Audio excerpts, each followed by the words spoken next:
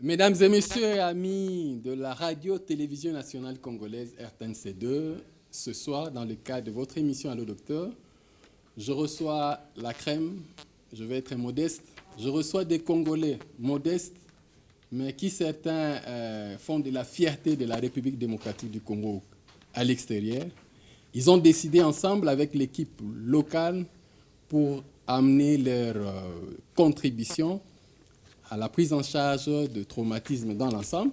Ils ont créé un concept, un projet qui s'appelle Réco Trauma. Pour ce faire, mesdames et messieurs, je reçois sur ce plateau, d'abord à ma gauche, nous avons le président, professeur John Siala, qui n'est plus à présenter, c'est un habitué de ce plateau. Il s'est fait accompagner de son CG. Il s'agit de docteur Jean-Robert Zamouchi. À droite de docteur Jean-Robert, nous avons docteur Paulin Kachacha, qui est membre du conseil d'administration. Et à ma gauche, ou à l'extrême gauche, nous avons d'abord docteur Wilfried Mbombo. Et à gauche de docteur Wilfried Mbombo, nous avons docteur Stéphane Mutombo.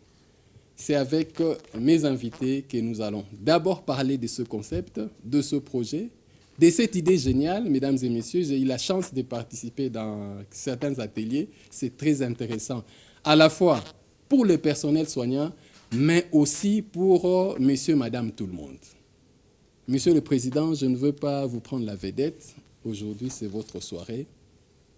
En quelques mots, d'abord, c'est quoi Réco Trauma? Et comment l'idée est venue dans la tête, d'en arriver là, de mettre en place ce projet. Merci pour la parole.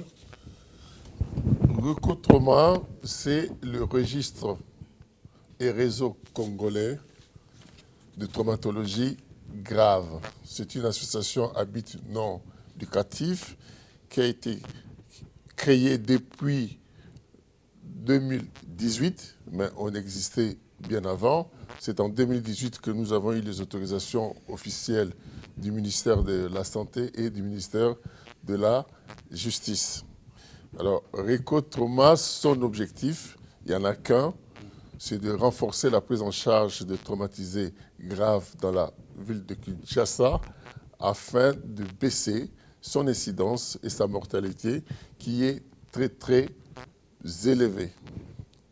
Réco Trauma regroupe aujourd'hui plus de 500 médecins éparpillés à travers les 5 continents. Parmi ces médecins, il y a des médecins anesthésistes, il y a des médecins réanimateurs, il y a des chirurgiens, il y a des urgentistes, il y a des généralistes, mais aussi des paramédicaux. Parce que la prise en charge d'un patient traumatisé grave nécessite une équipe composée de toutes ces spécialités-là. J'ai oublié les radiologues et les médecins biologistes, parce que si on a besoin du sang, il faut qu'il y ait un médecin de la banque du sang. Et sans oublier les infirmières, qui sont très importants.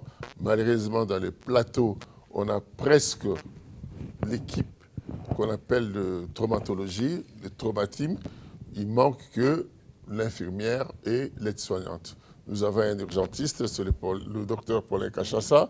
Nous avons un chirurgien, c'est le docteur Jean-Robert Zabouché. Nous avons 2 anesthésistes, le docteur Stéphane Mutombo et le docteur Wilfried, qui sont des médecins qui travaillent sur place. Parce que ce n'est pas l'affaire des médecins qui travaillent à l'étranger, c'est avant tout l'affaire des médecins qui travaillent sur place. Très bonne précision. Alors, je rappelle à nos téléspectateurs, vos questions, vous pouvez envoyer vos questions par WhatsApp ou par SMS.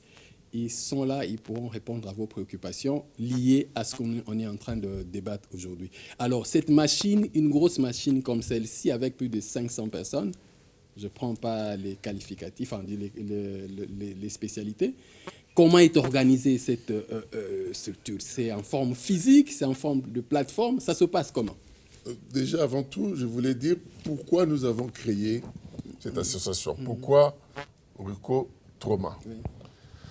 C'est parce qu'aujourd'hui, les traumatisés graves représentent la 8e cause de mortalité dans le monde. Et si on ne fait rien, si les choses restent dans l'état, si on ne prend aucune mesure corrective, nous risquons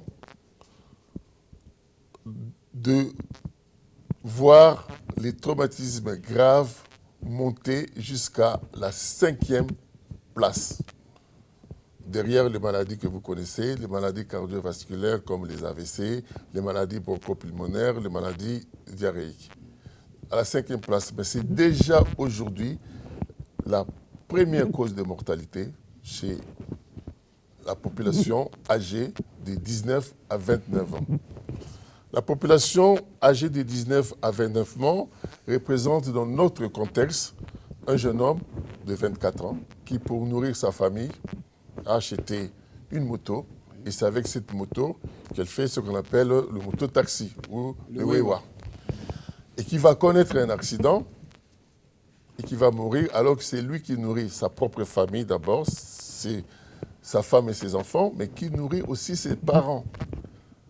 Sa perte va entraîner une pauvreté au niveau de sa famille. Et à Kinshasa, le tableau que je viens de vous tracer, c'est le tableau le plus fréquent. Donc c'est déjà la première cause de mortalité. La répartition que j'ai dit, 8e cause de mortalité dans le monde, mais la répartition des décès dans le monde n'est pas homogène. Oui. Il y a des régions où on a plus de chances de mourir d'un accident de voiture que d'autres. 90% des décès proviennent de l'Afrique. Dans la grande marmite, là, au niveau mondial? Dans cette grande marmite-là, 90% des décès proviennent de l'Afrique. Il n'y a que 10% qui proviennent d'autres pays. Qu'en est-il de notre pays, voilà, la RDC? C'est ce que je voulais en En termes d'incidence, nous sommes le 5e pays où l'incidence est la plus élevée. Derrière la Libye, le Thaïlande, le Malawi et le Libéria. Ce sont des statistiques de 2016, ce ne sont pas mes statistiques, les statistiques de l'OMS. Ce sont en fait des pays qui étaient en guerre durant cette période-là. Oui. Pourquoi une incidence si élevée en Afrique? Il ne faut pas sortir de Saint-Cyr pour se rendre compte que la première des raisons, c'est que les règles de prévention ne sont pas respectées chez nous. Oui. Le code de la route, tout ça. Le code de la route n'est pas respecté. Nous avons des routes qui sont en mauvais état. Et surtout, il y a un nombre impressionnant de piétons sur les voies publiques. Sur les voies publiques. Nous qui vivons un peu ailleurs, on roule à 120, 140 km ailleurs sur les routes nationales ou sur l'autoroute. Et les piétons empruntent d'autres voies. Mais ici, on est mélangé entre les motos, les voitures et les piétons. Alors que les piétons, et tout compagnie. Les piétons représentent une population vulnérable. Ça signifie que ce sont les piétons qui payent le plus lourd tribut. C'est eux qui meurent le plus. Ce n'est pas l'automobilisme qui meurt le plus, ni le motard. C'est surtout les piétons. Or, on les trouve sur la voie publique. Sur la voie publique. Et si par malheur, on est victime d'un accident, quand on va à l'hôpital, ne nous cachons pas la face, les soins médicaux sont sous-optimaux. On a fait une étude en 2014 qui a montré que 73% des patients qui sont hospitalisés en réanimation après un traumatisme meurent. 75%, ça représente 7 personnes sur 10. Sur 10, c'est énorme. C'est énorme. Donc, non seulement on a une incidence élevée, et en plus, on a un taux de mortalité post-traumatisme qui est très élevé. C'est ainsi que nous avons eu l'idée de réunir toutes les personnes qui s'intéressent à cette pathologie pour essayer un tant soit peu de baisser et l'incidence et la mortalité de cette maladie. Ok, alors je me retourne vers le secrétaire général, CG Dr Jean-Robert. Le président nous a brossé un peu la situation à la fois mondiale et nationale. Vous mettez en place une grosse machine. Comment vous vous organisez? Ça se passe comment? Merci beaucoup, merci pour l'invitation et merci pour la question. Très concrètement, comme l'a dit le président, nous avons une plateforme, Telegram. Alors, comment ça se passe très concrètement? Nous avons un médecin, un étudiant en médecine, une infirmière qui voit un blessé. Ce blessé peut être à Victoire, à Bombe. À ce moment-là, par son téléphone, il contacte Recotroma, disant « Voilà, j'ai un blessé ». Il fait la présentation classique ATLS, la présentation dont nous allons vous parler tout à l'heure. À partir de ce moment, il y a les 500 médecins qui voient le message. Et dans les 500 médecins repartis dans le monde entier, il y a toutes les spécialités. Et il y a bien un médecin, un groupe de médecins qui est concerné par la pathologie du patient. Et à ce moment-là, le médecin, que ce soit des États-Unis, que ce soit de Kinshasa, que ce soit de l'Europe, dit « voilà ce qu'il faut faire ». Seulement le pauvre médecin qui est au chevet dit « oui, mais je suis ici à Victoire, comment est-ce que je peux faire ?» Et grâce au réseautage, parce que nous sommes 500, il y a toujours, en général, ce sont des médecins qui ont des entreprises d'ambulance sur place qui disent « moi, je suis sur place, je peux envoyer mon ambulance ». Et on va chercher le patient. Oui, mais on l'amène où? Et là, à ce moment, il y a un radiologue parmi les 500 qui est sur place qui dit « amenez-le chez moi ». Et on amène le patient pour la radiologie. La radiologie est faite et en temps réel, on a le cliché sur le groupe Telegram. Et en temps réel, il y a les 500 spécialistes qui voient la pathologie. Et il y en a bien un ou deux qui disent « moi j'ai de la place, je le prends en charge ».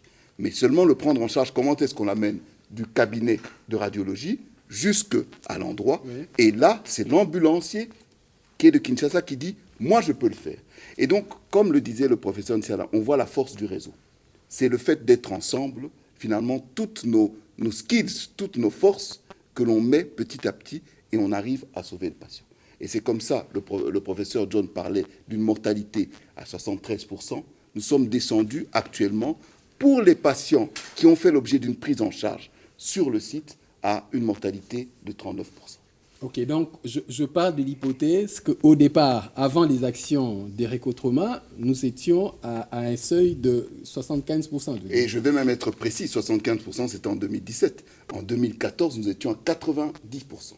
Donc petit à petit, grâce à l'action de Recotroma et d'autres actions, grâce finalement à l'action du réseau, c'est-à-dire des professionnels de santé congolais, d'ici et d'ailleurs, nous sommes arrivés à baisser cette mortalité.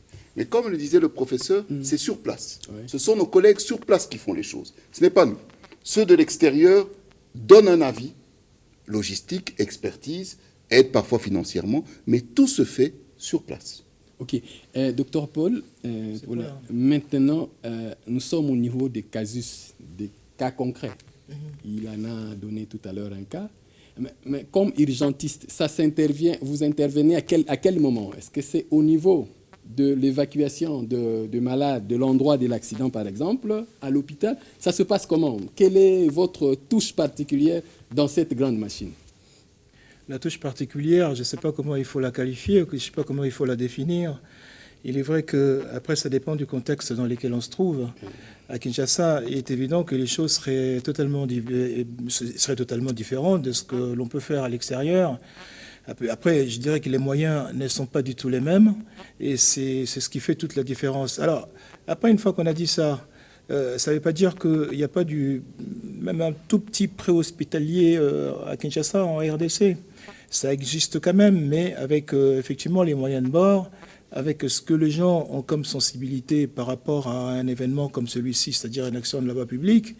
Et c'est vrai que, voilà, donc il y a quand même, malgré tout, une prise en charge tant bien que mal, dans le sens où, bon, ils sont quand même transportés vaille que vaille. C'est aussi une des raisons pour lesquelles on va ici faire un petit peu la démonstration et montrer ce qui se fait ailleurs et peut-être faire des propositions par rapport à ce que l'on peut adapter dans le contexte local. Ok. je veux me retourner à Wilfried et à Stéphane. Concrètement, je n'ai pas dit que c'est des martiens. C'est une plateforme. On a tel cas en Gombe-Mata, enfin en Gaba, le message est passé au niveau des télégrammes, quelqu'un envoie l'ambulance et tout ça. Mais ça se passe concrètement comment? Il en a déjà donné quelques éléments. Un peu de... Voilà, merci beaucoup pour la parole. Voilà comment ça se passe concrètement. Dès lors que le patient, on connaît la pathologie qu'il a et comment il faut le prendre en charge, dans les réseaux, on choisit quel est l'hôpital qui a les moyens minimums pour sa prise en charge. Cet hôpital-là est un hôpital labellisé. Ça veut dire il fait partie des réseaux d'Ireco-Trauma.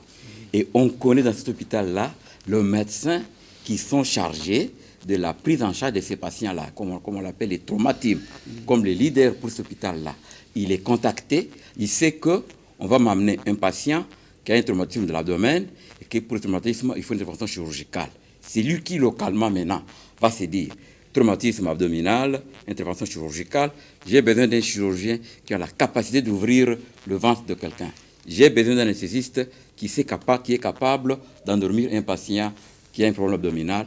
J'ai besoin de sang parce que probablement ça saigne. Et donc, dès que les malades arrivent, ils n'arrivent pas par surprise. Ils arrivent dans un hôpital où les gens savent que le patient arrive avec tel problème. C'est très important parce que qu'est-ce qui arrive le plus souvent? Bon, l'hôpital est saturé et les malades se présentent. Je pense que Stéphane vous le dira. Les malades qui sont transférés secondairement, quelle est la révolution? Stéphane, tu as... Oui. Donc, généralement, ils arrivent dans un état soit puté ou la grande machine n'est toujours pas... et puis, vous ne voulez pas remplacer l'État. Ça, c'est quand même une plateforme de bonne volonté. Ouais. Alors, qu'est-ce qui justifie le fait que les gens arrivent à un état puté où on ne sait pas grand-chose faire? Bon, déjà, ce qu'il faut savoir, c'est qu'il y a une notion importante du triage. Pour docteur Paulin Kachacha qui travaille dans le SAMU, en pré-hospitalier, il y a une notion de triage.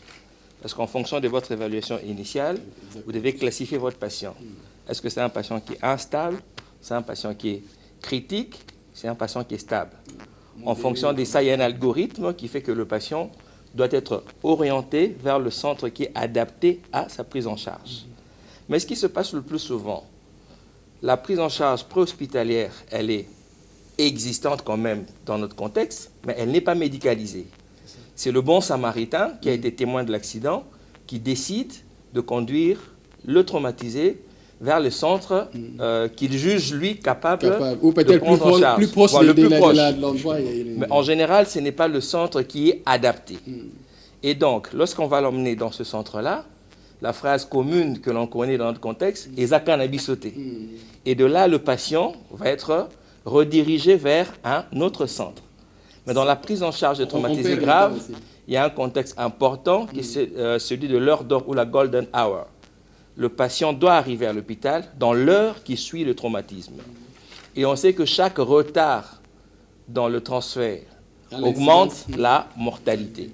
Ce qui fait que finalement, après être passé dans 3-4 centres, le patient arrive finalement dans le centre où il peut être pris en charge, mais dans un état qui est beaucoup plus grave. Et le résultat, c'est que la mortalité va être beaucoup plus élevée. Donc c'est comme ça qu'il faut un bon aiguillage des patients, une bonne orientation de patients, et ce travail doit déjà se faire en pré-hospitalier.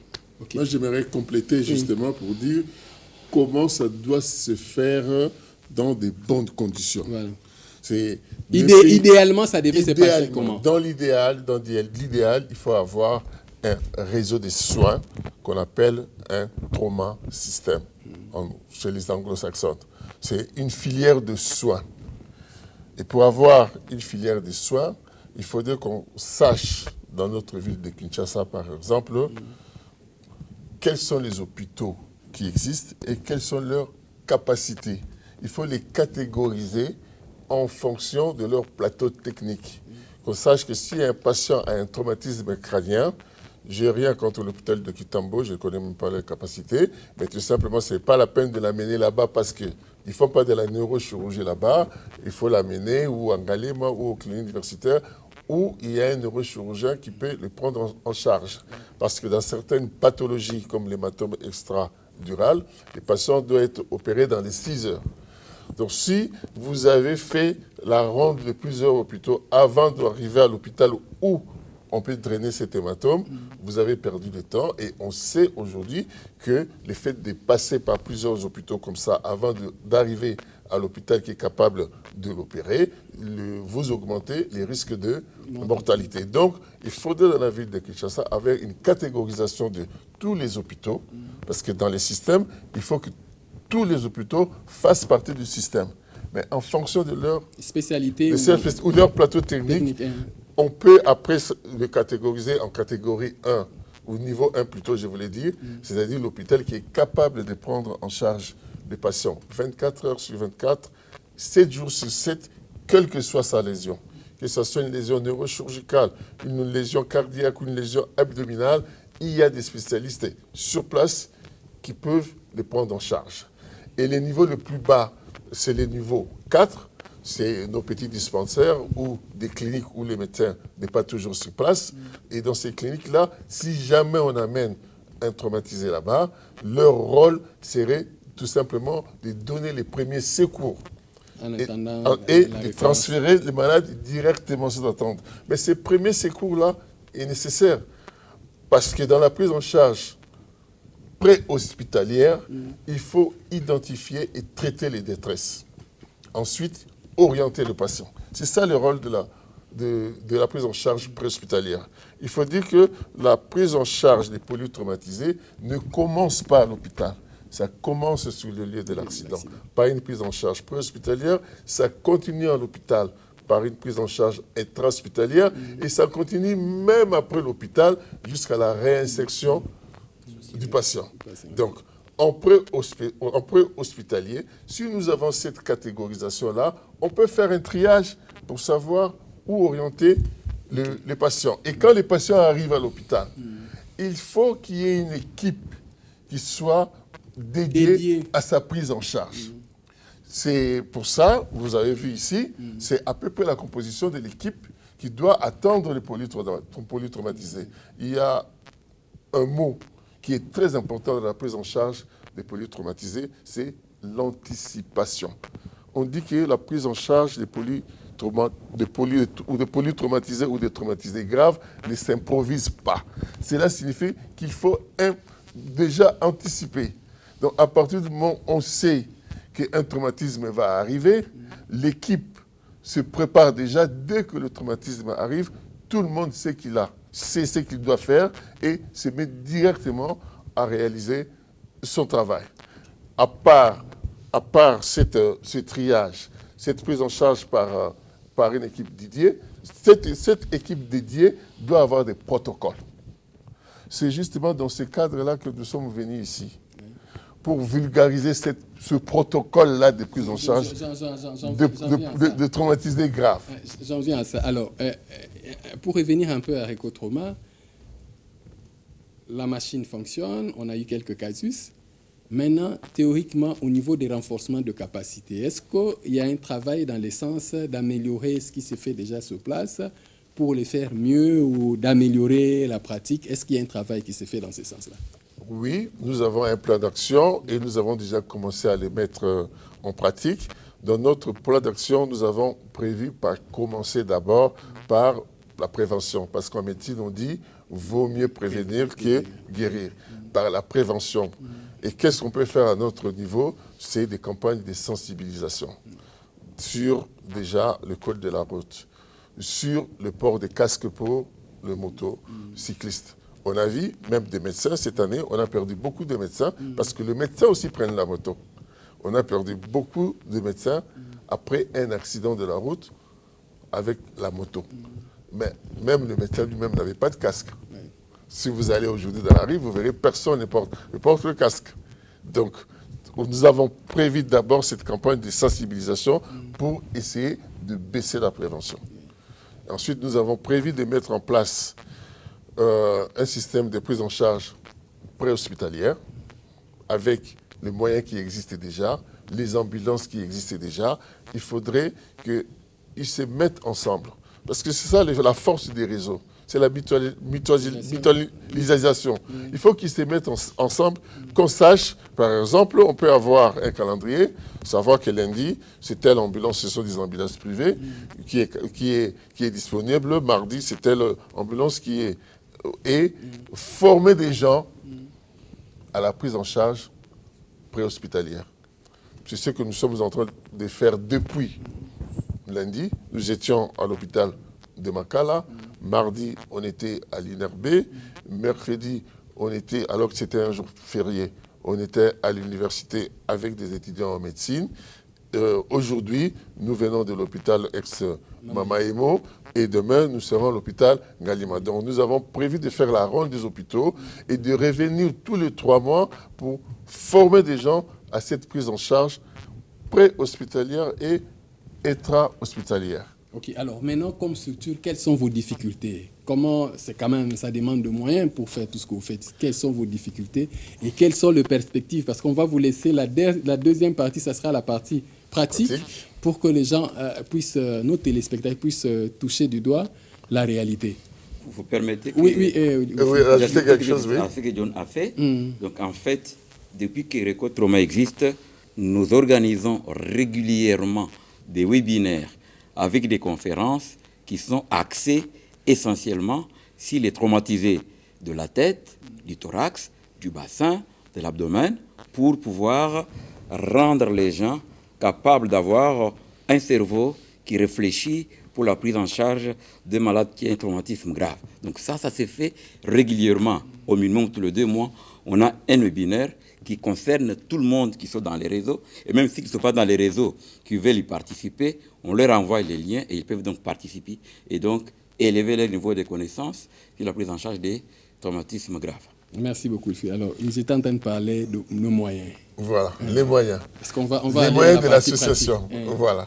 Et effectivement, nous n'avons pas beaucoup de moyens parce que nous n'avons pas voulu être une association caritative qui n'est là que pour mettre des moyens. Tous nos efforts, c'est surtout sur la formation. Je veux vous verser en vous disant que jusqu'à l'année passée, le cours sur les urgences n'existait pas à la faculté de médecine. On a tous les cours, la néphrologie, la cardiologie, tous les cours on a. La chirurgie, l'accouchement, urgence, ce cours n'existait pas. Les urgentistes sont formés sur base... Bon, c'est pas... Ce que nous appelons... Ce diplôme n'existait pas. Ce que nous appelons urgentiste chez nous, c'est le médecin généraliste. Il n'a pas été formé spécialement pour les urgences. Donc, Reco Trauma a dit la première chose à faire, c'est d'introduire les cours sur les urgences à la faculté de médecine déjà. C'est ce qu'on appelle la formation initiale. Que les gens soient formés sur les urgences.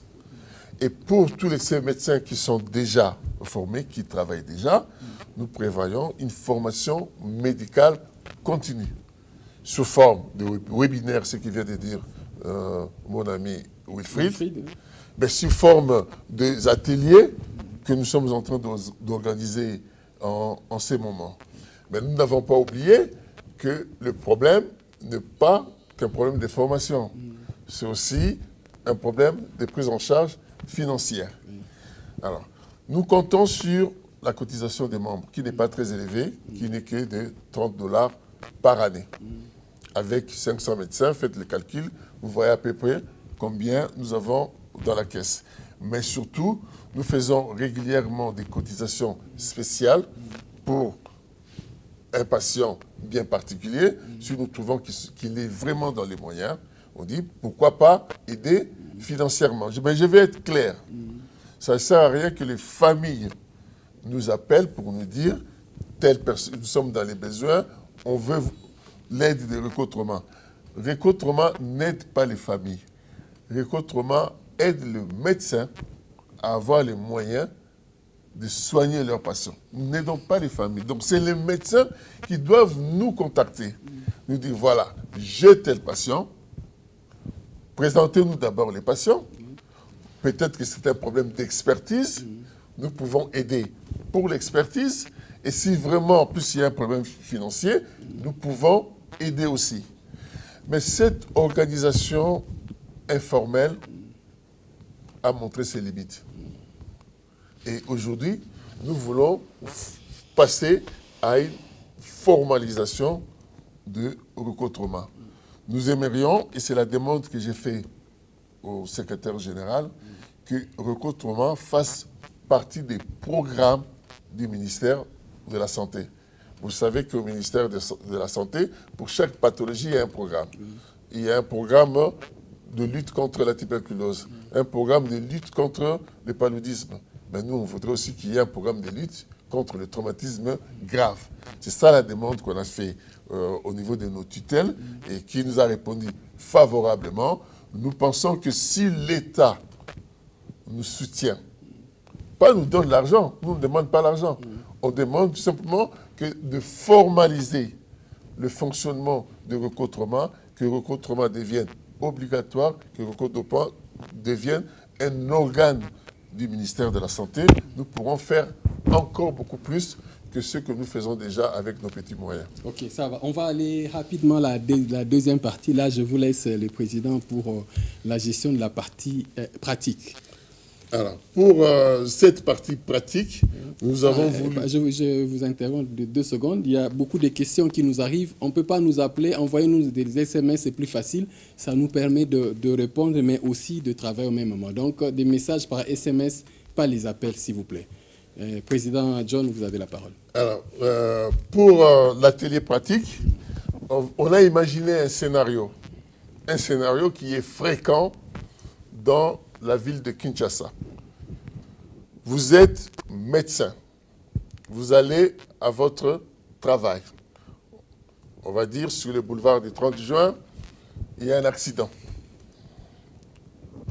Une moto qui est entrée en collision avec une voiture.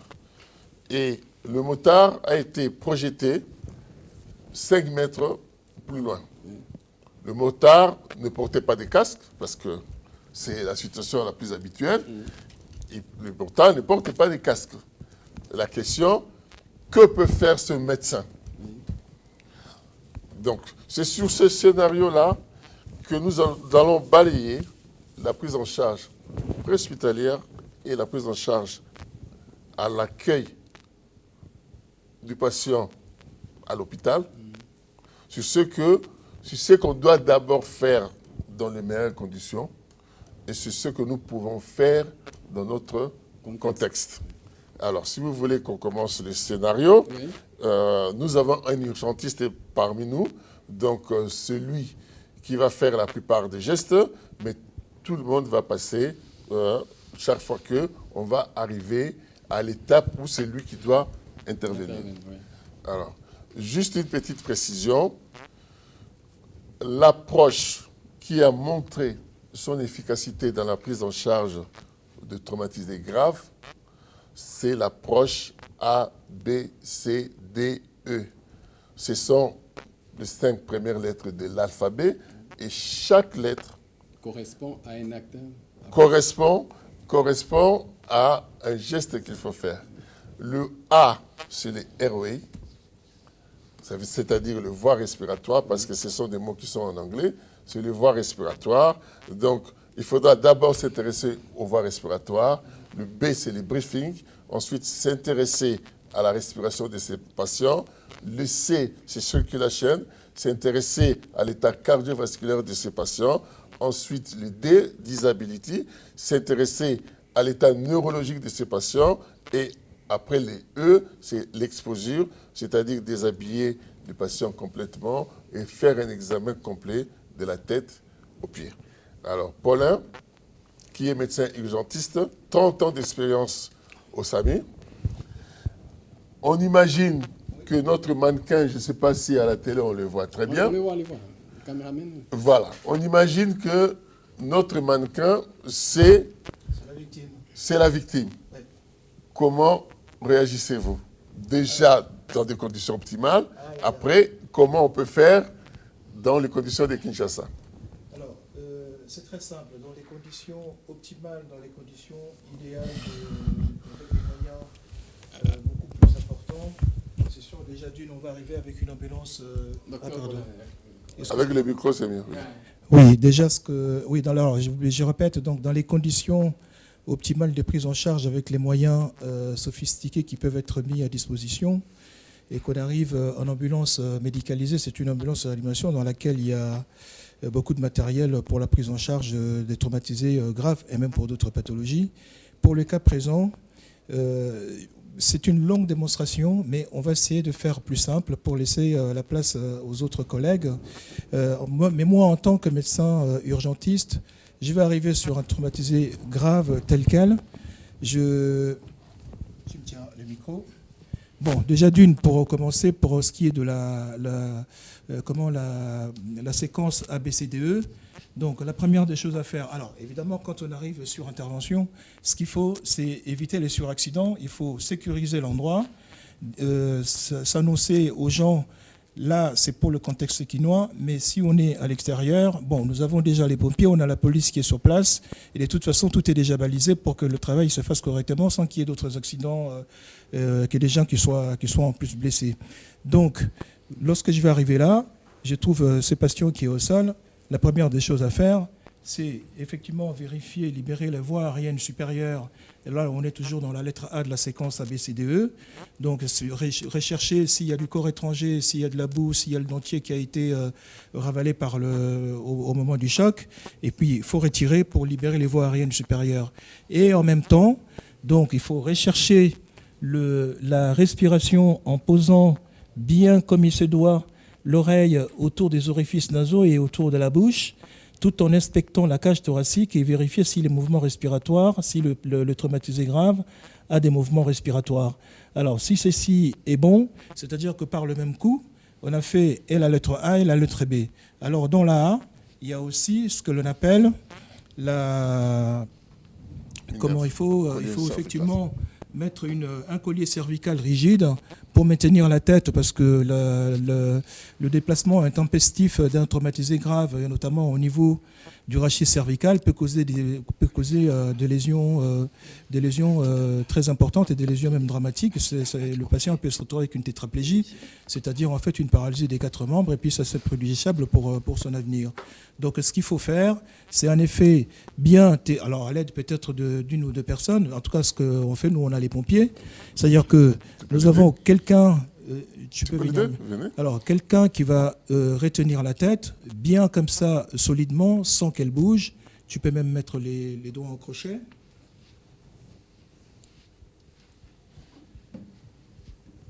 Donc nous avons ici un collier cervical rigide qui est constitué de 2 parties. Nous avons la partie postérieure qui va maintenir la partie donc, derrière la tête, enfin derrière le cou, et nous avons la partie antérieure qui vient s'emboîter, donc les deux s'emboîtent, et on remet tout avec la lanière qui est là. C'est une lanière en crash, donc Wilfried, tu me tiens bien, voilà, sans bouger. Moi je glisse, je récupère de l'autre côté, parce que j'ai ma lanière, voilà. Donc je récupère ma lanière de l'autre côté, comme ça la partie postérieure elle est fixée. Alors après quoi, je vais mettre la partie antérieure et je viens fermer tout ça. Alors bien sûr, il faut dégager un petit peu les vêtements parce que ça gêne. Alors on dégage les vêtements, en tout cas au moins sur la partie haute.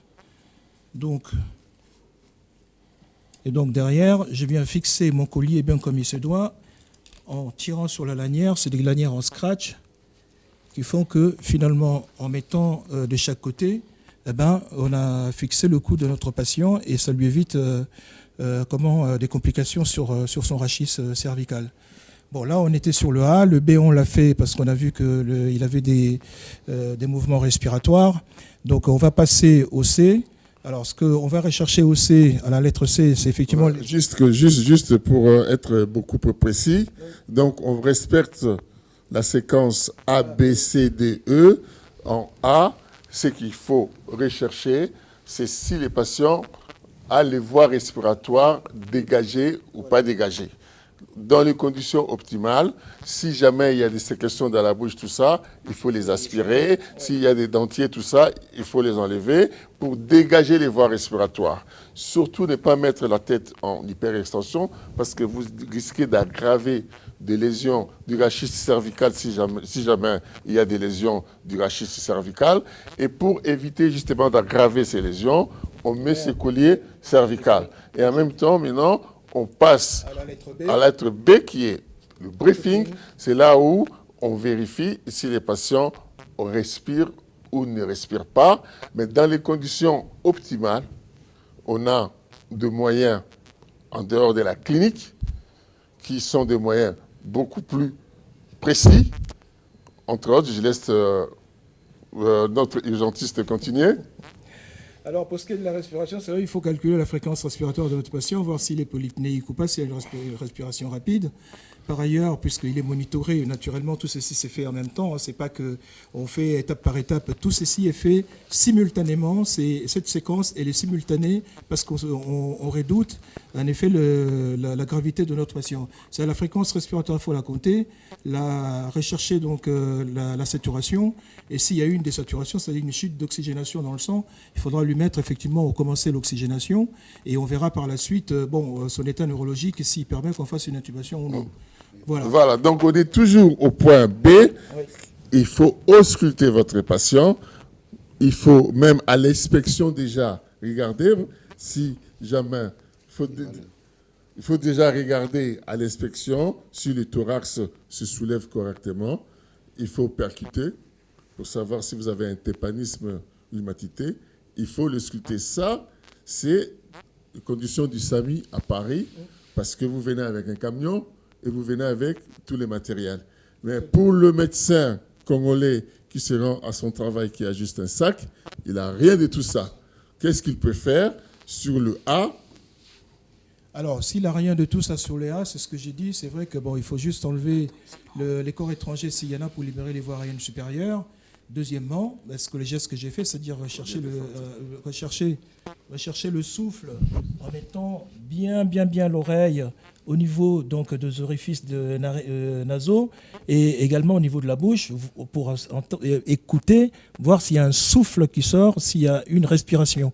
En tout cas, il y a de l'air chaud éventuellement qui pourrait sortir. Et par la même occasion, on inspecte notre cage thoracique pour vérifier si le traumatisé est grave a des mouvements respiratoires. Voilà. Alors, le collier cervical qu'il a utilisé ici, c'est ce qu'on utilise en France, d'où il vient. Mais au Congo, on n'aura pas ça dans la rue.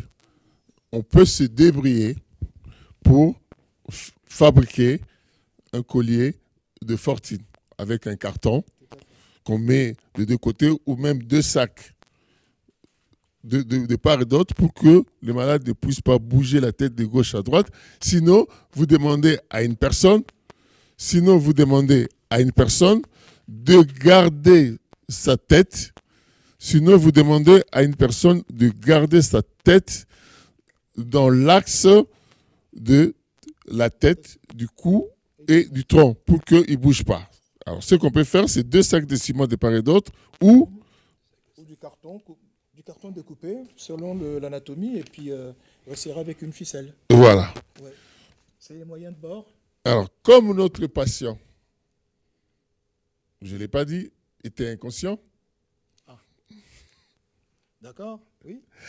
Comme notre patient était inconscient, et que si vous avez une saturation qui est basse, qu'est-ce qu'on peut faire? Qu'est-ce que vous faites à Paris? Alors, si la saturation basse, c'est un grand sujet. Oui, mais le premier geste à faire, c'est un malade qui a une saturation qui est à 90%. Alors, le premier geste, c'est voir s'il y a un encombrement effectivement bronchique. C'est fait. Oui, voilà. Donc, deuxième geste, c'est ce qu'on a dit. Troisième geste, on va vérifier s'il n'y a pas une déformation au niveau de la cage thoracique. Oxygène. Oui, d'accord. Et voilà, donc vérifier. Et puis l'oxygène, oui. Bien sûr, il faut lui donner de l'oxygène. Oui. Alors, je vais passer la parole au docteur Mutombo, qui va nous expliquer, dans les conditions optimales, quels sont les moyens dont nous disposons pour pouvoir administrer de l'oxygène à ces patients.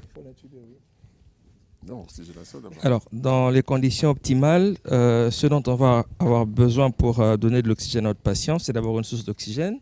Ce sera très probable avec une petite bonbonne d'oxygène. Et il va falloir ensuite connecter cette bonbonne d'oxygène à notre patient. Donc, on va avoir besoin d'interfaces. Et ces interfaces, premièrement, on commencera par des lunettes nasales. Et on réglera un débit qui peut aller jusqu'à un débit maximal de 6 litres par minute. Et il peut se faire qu'avec ce débit de 6 litres par minute, avec des lunettes, vous n'arrivez pas à obtenir une saturation optimale. Donc, elle reste inférieure à 94, on va dire, %. Donc, vous avez par exemple, pour notre patient qui est inconscient, malgré l'oxygène qu'on lui donne, il garde une saturation à 88%. Les 6 litres d'oxygène ne suffisent pas. On va passer à une deuxième interface. On ne va pas continuer d'augmenter de façon indéfinie les débits, parce qu'avec les interfaces, chaque interface a un débit recommandé. Donc, si avec les lunettes nasales, ça ne marche toujours pas, on va passer à une deuxième interface. Ce sera un masque à oxygène simple. Avec lui, on a des débits qui vont de 4 litres à 8 litres.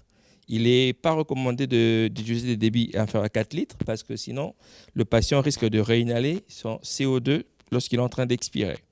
Et donc, si malgré les 8 litres d'oxygène, le patient n'a toujours pas une bonne saturation, disons il passe de 88% à 89%, il faut passer au troisième interface, c'est le masque à haute concentration, qui lui nous permet d'administrer des débits d'oxygène de 8 à 15 litres par minute. Et si malgré ça, le patient reste toujours hypoxémique, il a une saturation qui ne monte pas, alors là, il va falloir passer à une autre étape, c'est qu'il va falloir intuber le patient. Donc, l'intubation, ce sera quoi? Non, on s'arrête là. Ah, d'accord. Donc, il faut intuber les patients. Alors, notre patient, on lui a mis de l'oxygène, on a de la chance, la saturation s'est améliorée. Mais quand on l'a examiné, donc tourné dans le B, on a trouvé que le thorax du côté droit était un peu plus gonflé que du côté gauche. À la percussion, on a une hypertympanisme du côté droit. Je vais passer la parole à notre chirurgien qui peut nous dire si le patient continue à désaturer et qu'il a ces signes-là, qu'est-ce que ça peut être? Voilà, pour que tout le monde comprenne bien, c'est un patient qui respire pas bien. Malgré l'oxygène qu'on lui donne, il ne respire pas bien. On augmente l'oxygène, on met un masque pour augmenter le débit d'oxygène. Il respire toujours pas bien. Et en plus, quand on l'examine, on se rend compte qu'il y a une différence entre le poumon droit et le poumon gauche. Le poumon gauche a un tympanisme, un bruit de tambour. Comme s'il y a de l'air qui est en train d'appuyer sur le poumon.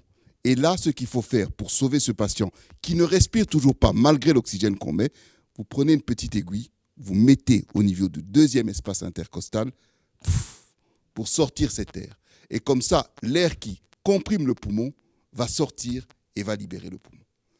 Si maintenant, en faisant ce tympanisme, vous voyez qu'il y a une différence entre les deux côtés.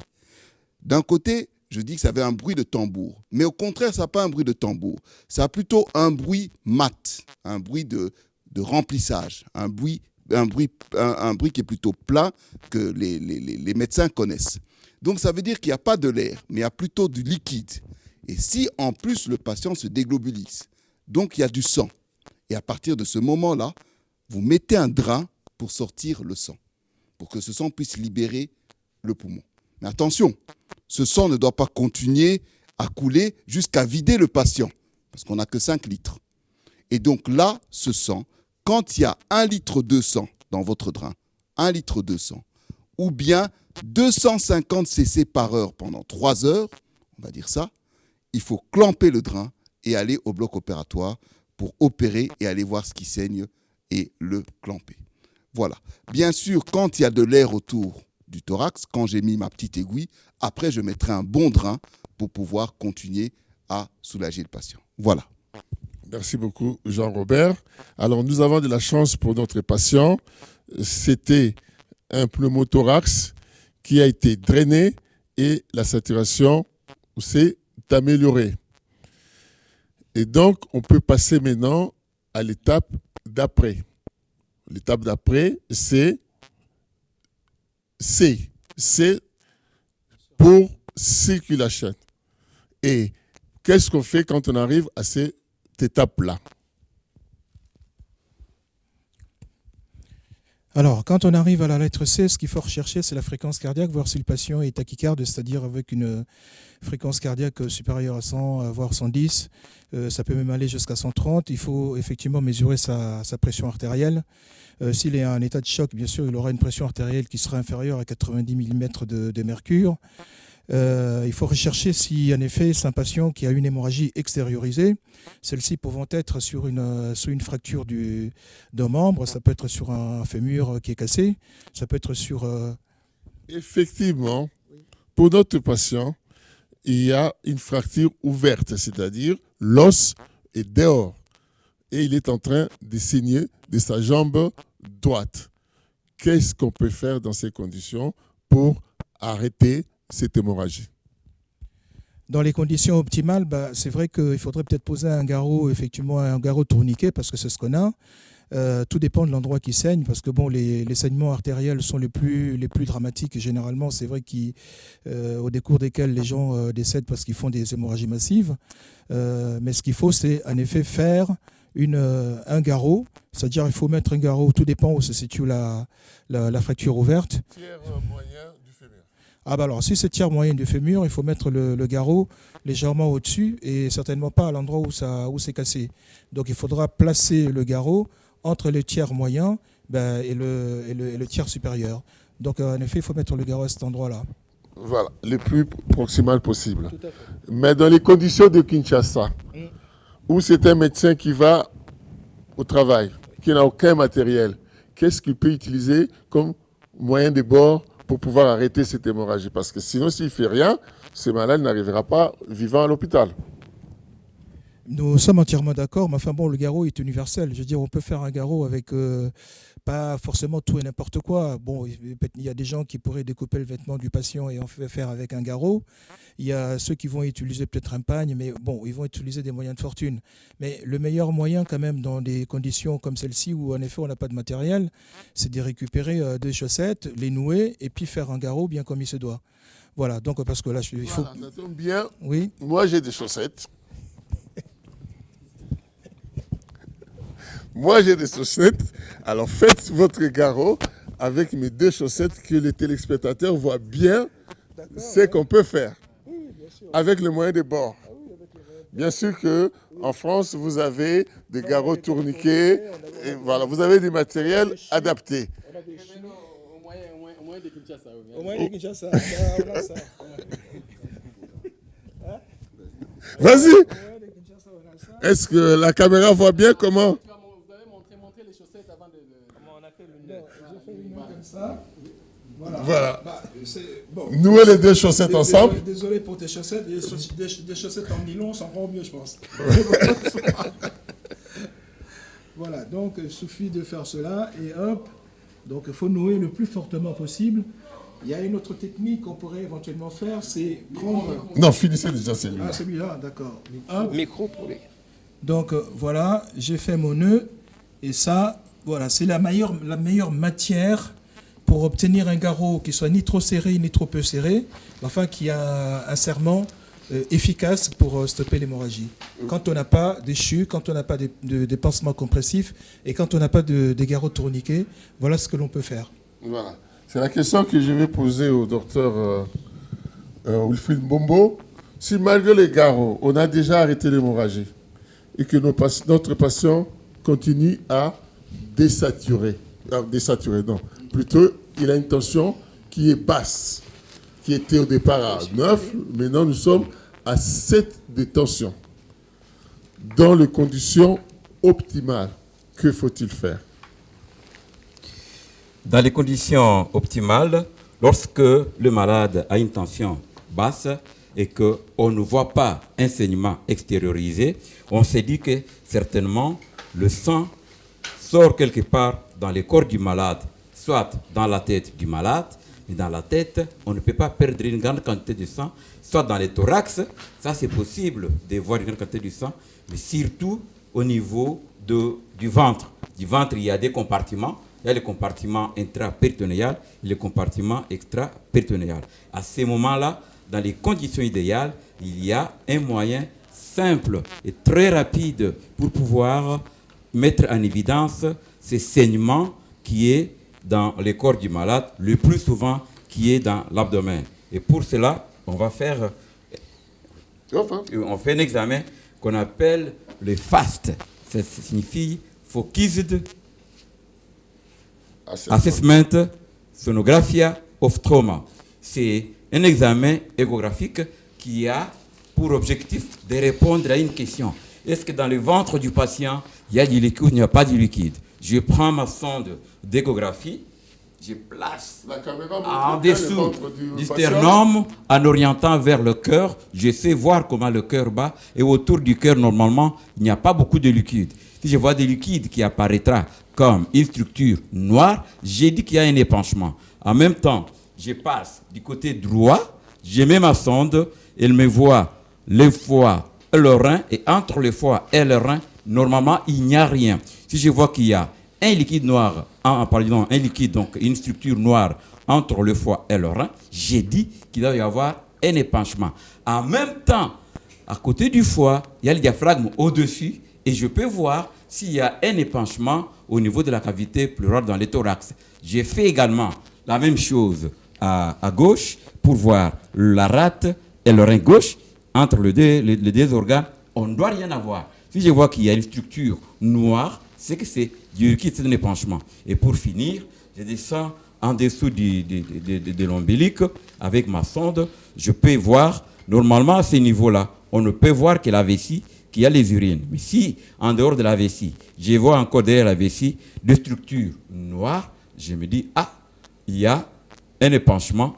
Et donc, j'ai répondu à la question 1, 2, 3 et 4. C'est moins de 3 minutes. J'ai dit, il y a un épanchement.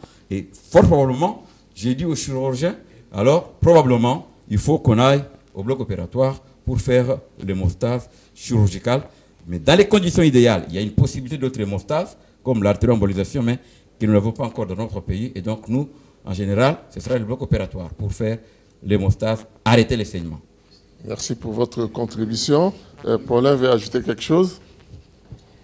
Oui, ce que je voulais dire, puisque nous sommes dans l'état hémodynamique, c'est vrai qu'il faut bien signaler qu'à l'état où on est, notre patient il dispose déjà de 2 voies veineuses périphériques dans les conditions optimales, que potentiellement on lui a mis des vasopresseurs, que potentiellement il a reçu de l'hexacyle, parce que ça ce sont des médicaments qui d'un côté vont augmenter la tension et les perfusions qu'il a, et par ailleurs l'hexacyle qu'on va lui poser qui permettra effectivement de stopper, de contribuer à stopper l'hémorragie. Donc il faut bien préciser cela aussi. Voilà. Donc pour avancer dans notre scénario, on suppose que notre patient est maintenant perfusé, c'est toujours dans le C, c'est là où il faut passer les 2 voies veineuses. C'est là où il faut remplir. On remplit avec quoi? On remplit avec du Ringer lactate ou du sérum physiologique pour avoir une tension qui soit entre 8 et 9. Il ne faut pas que la tension soit très élevée. Parce que comme le patient est en train de saigner, qu'on n'a pas encore fait l'hémostase, si la tension est très élevée, vous allez augmenter le débit du saignement. Et si la tension est trop basse aussi, les organes ne seront pas perfusés et vous risquez d'avoir une acidose qui, associée à l'hypothermie qui est très fréquente chez les patients polytraumatisés, ajoutée à l'hypocoagulabilité du patient traumatisé grave, ces 3 éléments constituent une triade qu'on appelle la triade létale. Pour l'éviter, il faut donner une tension à votre patient qui ne soit pas élevée, sauf s'il a un traumatisme crânien. Dans ce cas, on monte la tension jusqu'à 120 parce que la pression de perfusion cérébrale est égale à la pression artérielle moyenne moins la pression intracrânienne. Puisque la pression intracrânienne est augmentée, on augmente aussi un peu la pression artérielle moyenne. Bon, c'est le principe que tout le monde connaît, c'est le principe qu'on appelle le damage control resuscitation.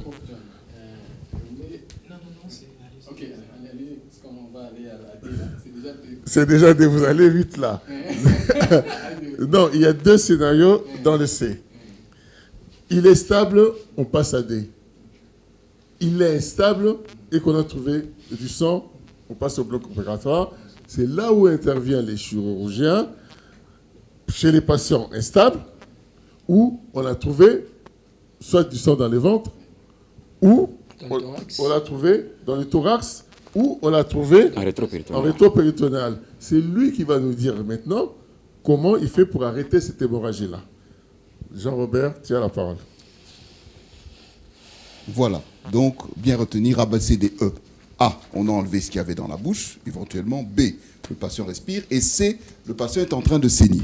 Il saigne de où? Il peut saigner que du thorax, que de 3 endroits, du thorax, de l'abdomen ou du sous-péritoine. Un des 3.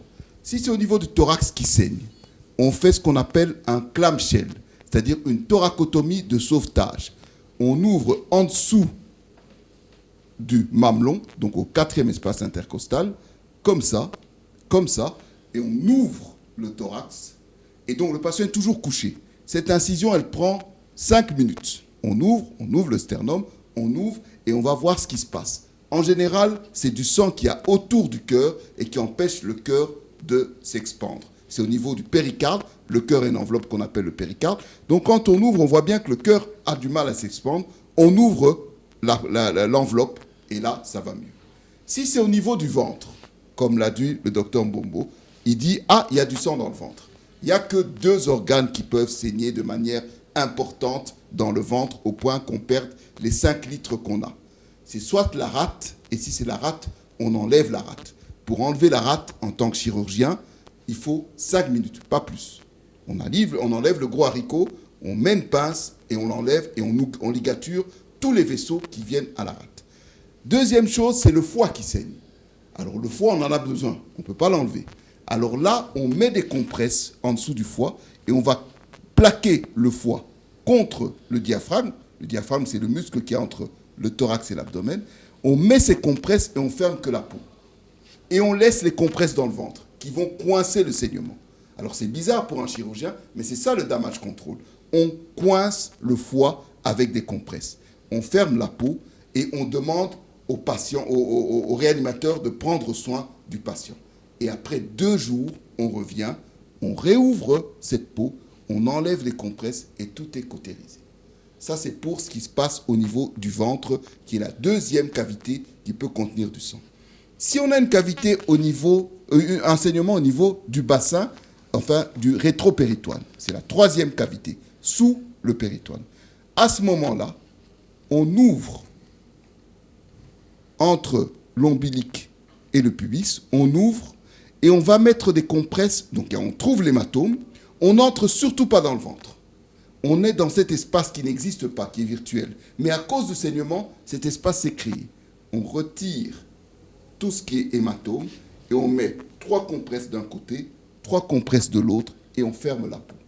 Ces compresses vont comprimer le saignement et empêcher le saignement parce que dans les traumas du bassin, dans 80% des cas, c'est des saignements veineux. Et les compresses que vous allez mettre vont comprimer les veines et vous fermez. Et comme ça, vous pouvez vous occuper des 3 C potentiels qui peuvent saigner de manière cachée. Si c'est au niveau du fémur, on vous a parlé du garrot qu'on a fait. Mais si c'est caché, c'est comme ça qu'il faut le faire, d'un point de vue chirurgical. Merci. Pour que les choses soient claires, dans les scénarios, nous avons pris le cas le plus extrême du patient qui est en choc hémorragique sous noradrénaline et à qui on trouve du sang ou dans le thorax ou dans le péritoine ou dans le rétropéritonéal. Mais le patient s'il est aux urgences et qu'il a une fracture du bassin, parce que c'est la fracture du bassin qui entraîne cette hémorragie-là, on peut éventuellement tenter d'arrêter l'hémorragie pour ce qui est du fracture du bassin en mettant une ceinture pelvienne. Alors on en a une ici et le docteur Paulin Cachacha va nous montrer comment on pose une ceinture pelvienne.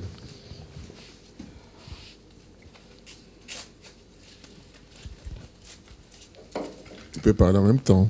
Oui, c'est sûr. Et on va... Attends, parce qu'elle est enroulée là. Oui, c'est par là que ça se passe.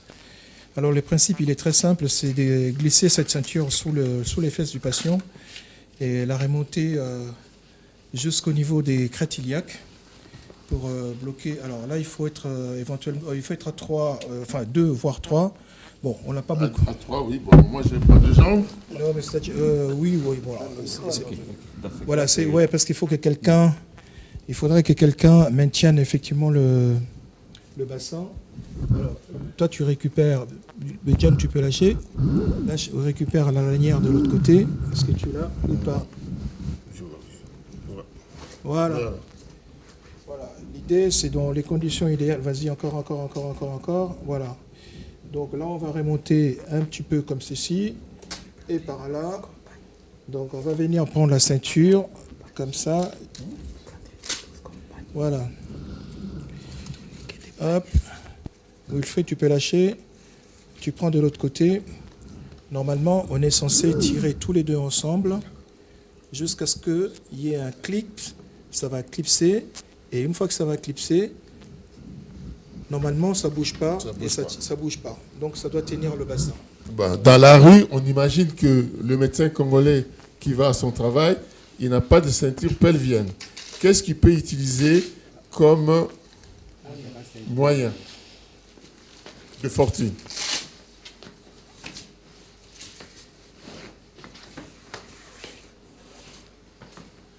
Vous n'avez pas répondu. Qu'est-ce qu'il peut utiliser comme moyen de fortune s'il n'y a pas de ceinture pelvienne? Voilà. Donc, s'il n'y a pas de ceinture pelvienne, on connaît dans le contexte quinois, on peut user soit d'un pagne ou demander un tissu à quelqu'un, mais qui soit un petit peu large. On va faire le même procédé. C'est-à-dire que, bon, là, on n'a pas vraiment des pagnes. On va repasser.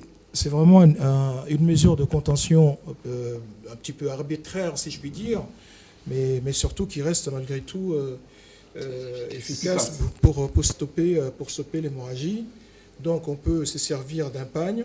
Donc voilà, il faut le mettre en largeur bien comme il se doit et venir faire un nœud comme ceci.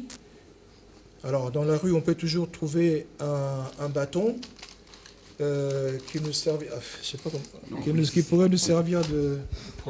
Qu'est-ce que je peux prendre? Ça oui, voilà. Donc en fait, ce qu'il faut, c'est en effet faire un nœud comme ceci et récupérer. Attends, que je vais mettre bien comme il se doit. Hop. En fait, l'idée, c'est de prendre les deux parties qui sont là comme ceci et nouer autour pour faire ce qu'on appelle un tourniquet. Voilà, donc ça doit tourner. Il faut que ça tourne jusqu'à ce que ça serre bien fort. Mais avec un petit bâton. Voilà.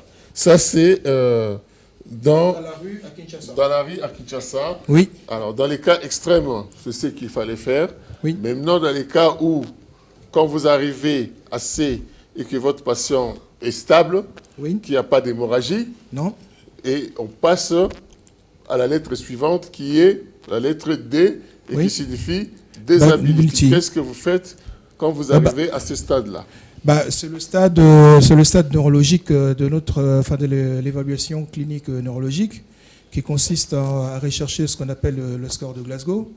Si on est dans la rue à Kinshasa, il y a une échelle beaucoup plus simple qui s'appelle la VPU, que n'importe qui peut utiliser, mais dans les conditions optimales, c'est vrai qu'il y a le score de Glasgow qu'on peut utiliser. Il faut regarder les pupilles du patient parce que si le patient a un traumatisme crânien associé et avec des pupilles qui sont asymétriques, d'un côté ou comme des deux côtés, il y a lieu de faire ce qu'on appelle de l'osmothérapie, c'est-à-dire lui mettre du mannitol. Ça, c'est dans les conditions idéales. Et par ailleurs, alors en fonction de l'état neurologique, s'il est conscient, il y a moyen de rechercher ce qu'on appelle les signes de latéralisation, c'est-à-dire le signe neurologique. Est-ce qu'il y a une paralysie d'un côté ou pas du tout? Si le patient est inconscient, là, il n'y a pas moyen, il est dans le coma. Et par conséquent, c'est un patient de toute manière qu'il va falloir intuber pour aller faire une imagerie globale. Justement, notre patient a un Glasgow à 8. Que faites-vous? Il va falloir qu'on l'intube. Alors, pour l'intuber, on va appeler le docteur Stéphane Mutombo qui va nous faire la démonstration d'une intubation dans les situations d'urgence.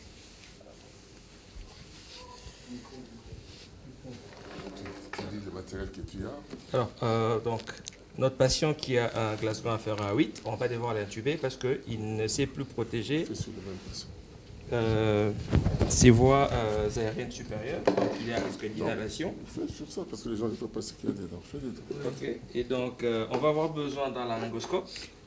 C'est un laryngoscope classique qui est composé de 2 parties. Il y a un manche avec une lame. La lame a à son bout une source lumineuse qui vous permet de voir dans la bouche du patient et de voir ce que vous allez faire. Vous avez besoin ensuite d'un tube endotrachéal. C'est celui-là qui constitue la prothèse qu'on va rentrer dans la bouche du patient jusqu'à le mettre dans la trachée. Et ces tubes a un ballonnet à son bout qu'il va falloir gonfler avec un cuff. Donc on va avoir besoin d'une seringue. Et on aura ensuite besoin aussi d'un stylet qui peut nous permettre de donner la forme à au tube, parce que le tube il est en PVC, il est plutôt flexible, mais avec le stylet, ça vous permet de donner en fait la forme et l'angulation que vous avez au tube pour bien l'introduire dans la trachée. Alors ça c'est le laryngoscope qui est classique, mais on peut aussi disposer dans les conditions idéales d'un vidéolaryngoscope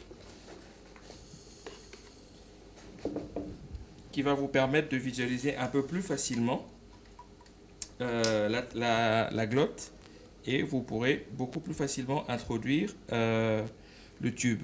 Donc comment ça se fait? Par la main qui est non dominante,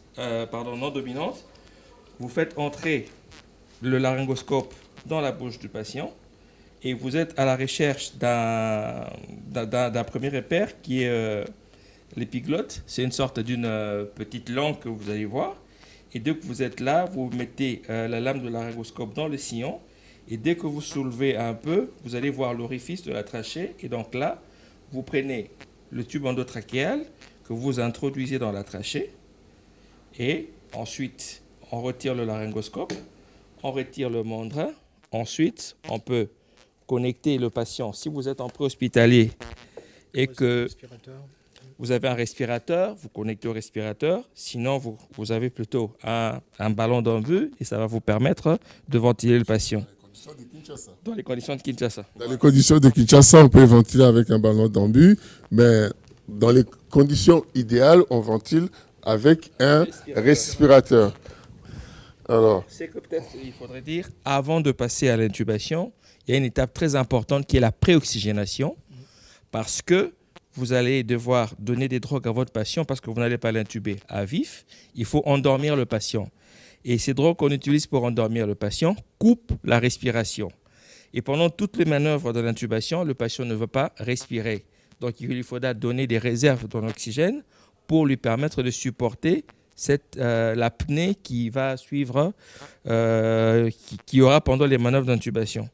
Donc, quelque chose de très important, c'est aussi par rapport au choix des médicaments à choisir.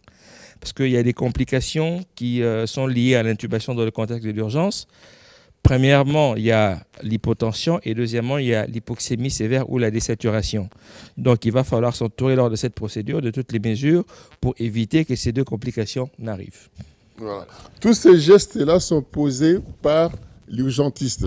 Que ce soit l'intubation, que ce soit la ventilation, que ce soit l'échographie, tous ces gestes sont posés par l'urgentiste. Donc, les personnes qui prennent en charge les traumatisés graves chez nous doivent être formées à tous ces gestes-là.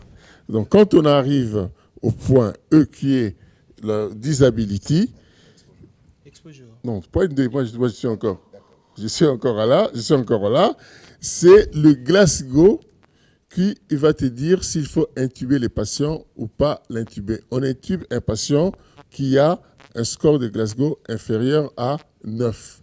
On l'intube pourquoi? Parce que cette personne était consciente, elle peut inhaler, tout simplement parce qu'elle a perdu le réflexe de tout, et beaucoup de patients traumatisés crâniens meurent de pneumopathie plutôt que de lésions cérébrales. Pour l'éviter, voilà pourquoi on les intube. Mais intuber un patient veut dire aussi le mettre sous un respirateur, parce que vous l'avez intubé pour pouvoir mieux oxygéner le cerveau. Pareil, c'est une ventilation mécanique de base que tout urgentiste doit connaître. pas la peine de connaître toute la physiopathologie pour les savoir. C'est vraiment les minimums de réglages qu'on peut faire sur la machine, parce que c'est la machine qui fait tout. Et je vais passer la parole au docteur Wilfried Mbombo, qui va vous dire les réglages que l'urgentiste peut faire sur sa machine pour ramener son patient à l'hôpital, s'il est en pré-hospitalier, ou si c'était à l'accueil à l'hôpital. S'il intube, c'est pour que les patients aillent au bloc ou en réanimation. Donc ces patients, lui, il va le prendre en charge entre les urgences, ou soit le bloc opératoire, ou soit la réanimation. Et là, il y a un anesthésiste réanimateur qui est le spécialiste de la ventilation mécanique qui va prendre la suite. Wilfried, vous avez la parole. On est toujours à AD. On va aller rapidement. Oui, d'accord. Alors. 300 questions. Alors donc, mon malade est déjà intubé. Je vais le mettre sous les ventilateurs. Le ventilateur, c'est une machine qui va jouer les rôles qui est assuré normalement par les poumons. Les poumons, quand je fais l'inspiration, j'amène l'air dans les poumons. L'air que j'amène dans les poumons s'appelle le volume courant. Je vais dire à la machine aussi, donne à mon patient un volume d'air à chaque insufflation. C'est ce qu'on appelle volume courant. On les calcule, on l'estime à 6 à 8 millilitres par kilo de poids prédit par la taille. Très simple, vous prenez la taille de votre malade en centimètres, vous enlevez 100. Ce qui reste là, c'est le poids idéal qui est là. Vous lui donnez le volume courant en fonction de ces poids-là. La deuxième chose, c'est que je respire combien de fois par minute?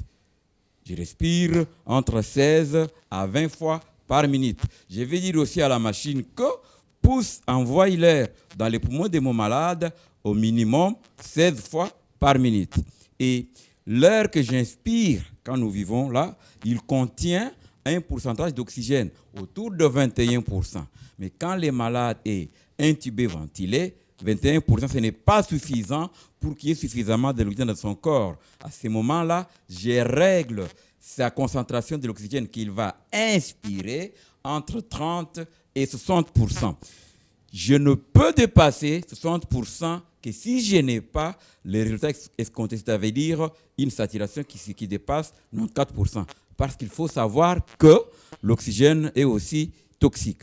Parfois, dans certaines circonstances, je vais dire à la machine que pour que les alvéoles de mon malade restent ouvertes, qu'il y ait une pression positive pendant l'expiration. Voilà donc les paramètres basiques, fréquence respiratoire, le volume courant et la fraction inspirée en oxygène. Et c'est fini, vous dirigez les malades vers le bloc opératoire ou la réanimation pour la suite de la prise en charge. Il a oublié le mode respiratoire. Il y a des modes en pression et des modes en volume, mais dans 95% des cas, le mode qu'on choisit, c'est une mode en volume. Mettez votre patient en VAC, c'est-à-dire en ventilation contrôlée avec un volume constant. C'est le mode qui est utilisé dans 95% des gens. C'est très simple. Une fois que le patient est intubé et s'il est stable, on passe au point suivant, qui est le point E. C'est le point où on va maintenant déshabiller les patients et l'examiner de la tête aux pieds pour voir s'il y a d'autres lésions ailleurs. J'ai dit et je vous remercie. Merci beaucoup, Président. Prenez votre place. Malheureusement, mesdames et messieurs, la télévision, c'est le temps. Ça a été un bon cours. On a eu affaire à des pédagogues. Même les non-médecins ont posé des questions. On a eu plus de 261 questions, plus ce que j'ai noté, donc au-delà de 300. Alors, on va rapidement clôturer cette émission. Nous allons prendre rendez-vous avec nos invités pour revenir répondre simplement aux questions de nos téléspectateurs. Donc, on au moins deux. Bon, il y en a ici. OK. Donc, on va prendre rapidement. Comment vous contacter? Ça, c'est pas, je ne mets pas ça. La formation est ouverte aussi aux non-médecins. Combien de temps dure la formation? Est-ce qu'il est possible? La formation est toujours aux médecins, ça je verrai bien, c'est très important comme question. Oui, allez-y. J'ai mon micro, oui. Je disais que la démonstration que nous venons de faire, c'est une démonstration qui est destinée aux médecins. Bien sûr, c'est le médecin qui intube. Mais nous avons l'intention de former les policiers, le motard parce qu'ils sont les premiers à être concernés, le taximène, la population, aux gestes simples, si eux aussi sont devant un accident, comment ils doivent se comporter. Là, ce que nous venons de donner concerne plutôt les médecins. Mais il y a aussi une formation pour les brancardiers, pour M. Lambda. Okay. Est-ce qu'il est possible de faire toutes ces démonstrations dans les contextes de Kinshasa? Au stade de Martyr, après un concert, la prise en charge des traumatisés était mal faite. Et nous risquons d'avoir autant de questions. Je crois qu'on n'aura pas le temps de répondre ce soir. Merci. Oui, insister sur les ABC. Oui, voilà. En fait, bon, on va faire un petit... Mesdames et messieurs, malheureusement, nous ne pouvons pas continuer. On va prendre rendez-vous avec nos invités pour répondre à vos préoccupations. Mais en résumé, qu'est-ce qu'on retient pour quelqu'un qui vient de nous prendre à la dernière minute? Qu'est-ce qu'on retient de cette émission? Il faut comprendre qu'aujourd'hui, la prise en charge des polytraumatisés est homogénéisée. Il est standardisé. C'est toujours l'approche ABCDE. A, c'est pour les voies respiratoires. B, c'est pour la respiration. C, pour la circulation. D, pour l'examen neurologique. Et E, pour l'examen global à la recherche d'une lésion. Tout le monde, tout secouriste doit connaître cette séquence-là. Sauf que les gestes à faire, il y a des gestes qui sont des gestes médicaux, mais il y a aussi des gestes simples que tout secouriste peut effectuer chez un traumatisé. Merci beaucoup, docteur. On vous donne à chacun 30 secondes. Je commence par Paulin, Jean-Robert, Wilfried et Stéphane. Oui, merci beaucoup pour cette invitation. C'est une belle opportunité pour pouvoir effectivement partager un peu de savoir. Moi, j'ai pour coutume de dire, c'est vrai, mourir avec la science, c'est un péché. Ok, merci. Il faut transmettre. Jean-Robert. Moi, je vais simplement redire ce qui a été dit, parce que s'il y a une chose à retenir, c'est ABCDE. Vous êtes devant un traumatisé, ABCDE. Vous ne réfléchissez même pas. Airways, breathing, circulation, des disabilities, c'est neurologique, et puis exposure. Je répète ce qu'a dit le président, mais c'est la chose la plus importante que tout le monde doit avoir en tête pour tout patient traumatisé.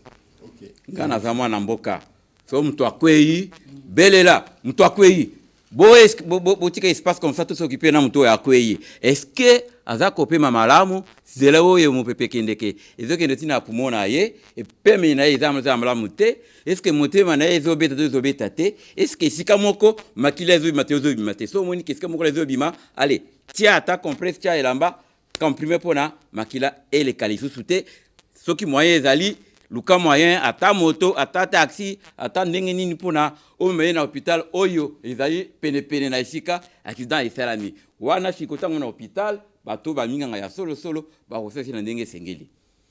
Oui. Moi, mon message il est simple, ce sera plutôt un message de sensibilisation par rapport à ce qui est déplorable et qu'on observe le plus souvent, c'est que plutôt de secourir le patient, on assiste plutôt à des scènes où les gens sont en train de prendre des photos pour faire le buzz sur les réseaux sociaux.